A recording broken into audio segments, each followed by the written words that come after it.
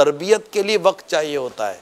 मैं आपको एक एग्जांपल सिचुएशन के तौर पर अर्ज़ करता हूँ, मिसाल ही के साथ। मेरी नीयत हुई है कि मैं किसी की इस्लाह करना चाहता हूँ, मतलब मैं उसके अंदर जो उसकी बुरी आदत है मैं उसके अंदर तब्दीली लाना चाहता हूँ।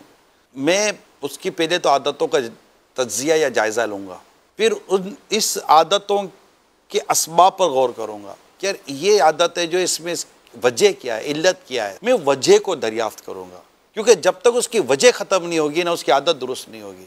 फिर उसकी आदतों का तज्ज़िया, उसकी आदतों का जायज़ा और उसकी वजूहात को देखकर अब मैं एक टाइम फ्रेम बनाऊँगा कि मैंने उसकी इस्लाह इतने अरसे में करने की कोशिश करनी है।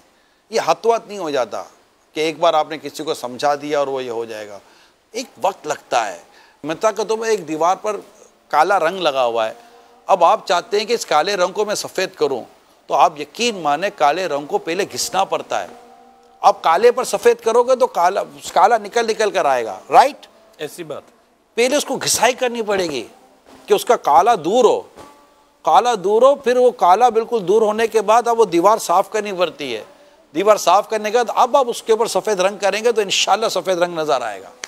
अगर आप वक्त के साथ, सोच के साथ, समझ के साथ आगे बढ़ेंगे तो आपको ये वाक़यात कब मिलेंगे कि ये मानता नहीं, समझता नहीं है। लिहाजा अगर कोई ये प्रोसीजर इख्तियार नहीं भी करता और आपकी इस्लाह करना चाहता है तो मेरा मशवरा है कि इस्लाह कबूल कर लें।